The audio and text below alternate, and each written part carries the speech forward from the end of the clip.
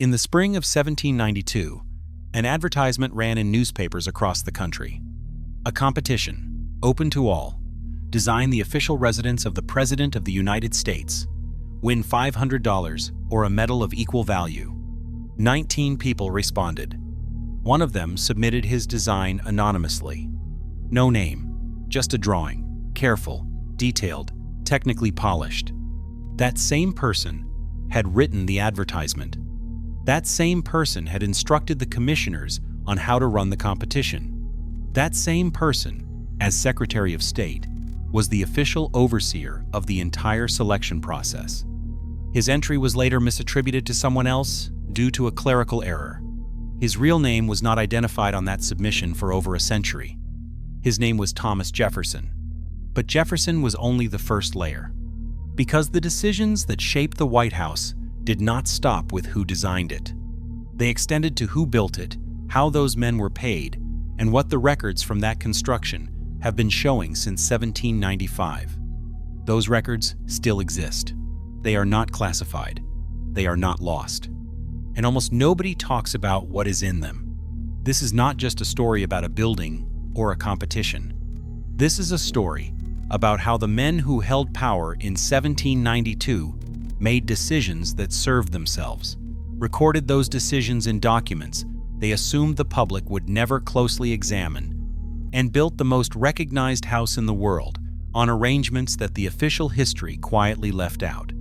The evidence is not hidden. It never was. It simply required someone to look at it directly. Here is what it shows. The year is 1791.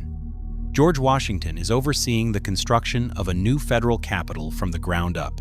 He has authority to select sites, approve plans, and shape what this city will look like.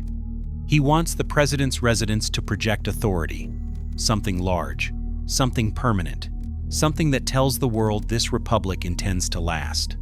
Thomas Jefferson is his Secretary of State. Jefferson is trained in architecture, well-read in classical design, and deeply involved in the planning of the new capital. When Washington needs someone to help organize the design competition for the president's house, Jefferson is the natural choice. Jefferson writes the competition terms. He instructs the commissioners. He sets the process in motion. What the public does not know is that Jefferson also picks up a pen and submits his own entry. The competition opens in March 1792. By July, 9 serious proposals have come in. One has no name on it, just a design, trained, precise. That entry is later misattributed to a man named Abraham Fawes due to a clerical error. Fawes had also submitted a design, but his was notably amateur. The polished anonymous entry is Jefferson's. Architectural historians identified it in the 20th century through detailed comparison of Jefferson's known drawings. Washington reviews the submissions in July 1792. No panel assists him. No deliberation is recorded. One man reviews the entries in a single session and selects the winner. He chooses James Hoban. Hoban is Irish-born, trained in Dublin, and had emigrated to South Carolina. Washington had encountered his work in Charleston during a presidential tour the previous year and had noted it with admiration. Hoban is not an unknown quantity to Washington when his name comes out of the competition. Several other architects formally protest the selection. Their complaints are acknowledged and set aside. Hoban receives the contract. He takes charge of both the design and the construction. And this is where the story moves from the competition to the site itself, because the two are not separate threads. They are the same argument. What happened in the competition room and what happened on the construction grounds were both shaped by the same logic. The men with authority made the decisions. Everyone else worked within whatever those decisions allowed. The commissioners had originally intended to recruit skilled workers from Europe.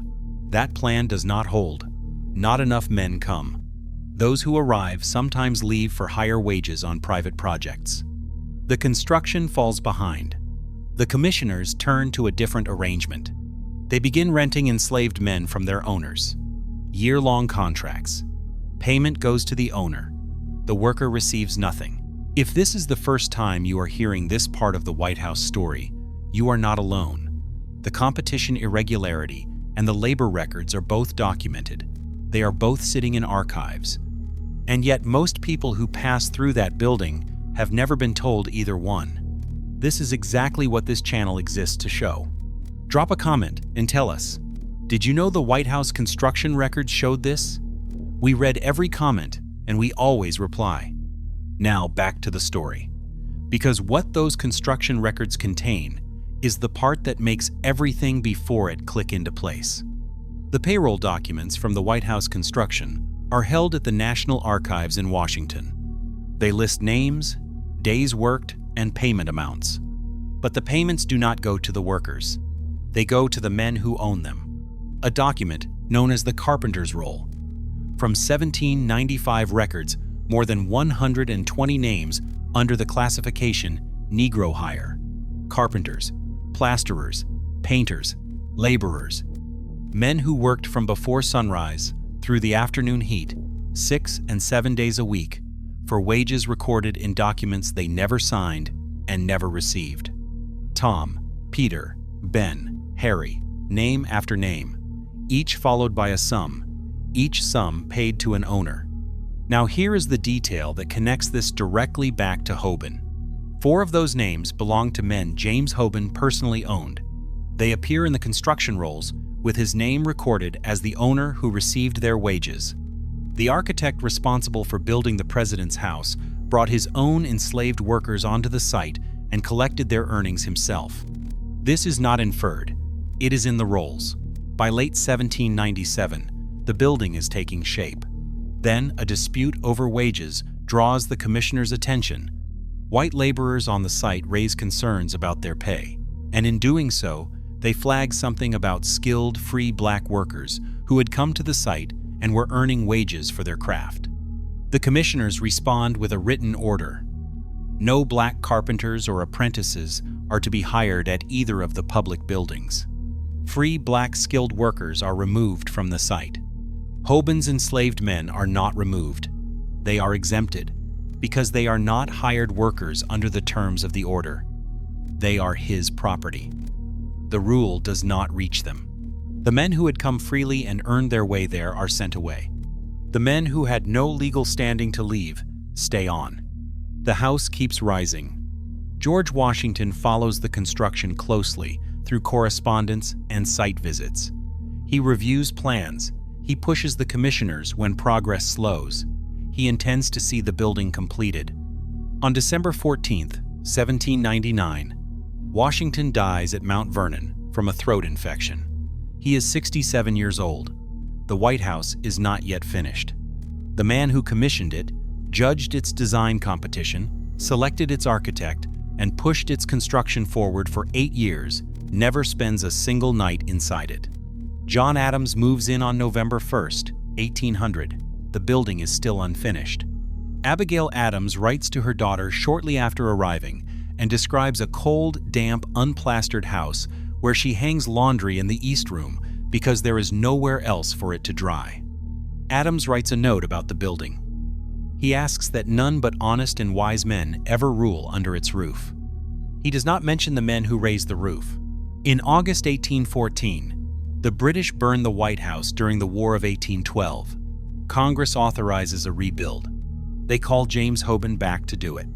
He finishes the reconstruction by 1817. His name is recorded twice in the official history of the building, once for building it, once for rebuilding it. The Carpenter's Roll and the payment records are not referenced in either account. The National Archives displayed those payroll documents publicly for the first time in 2001. Congress formed a task force to examine the role of enslaved labor at the Capitol and the White House in 2005. 213 years after the cornerstone was laid. The documents were not concealed in a vault. They were held in federal archives in the capital city, available to researchers. What was absent was not access. What was absent was the sustained institutional will to make those records part of the story the building told about itself. That is the specific thing the White House has been hiding since 1792. Not a secret locked away. A record left in plain sight, in a building 3 miles from where it was made. while the official account walked past it for over 2 centuries.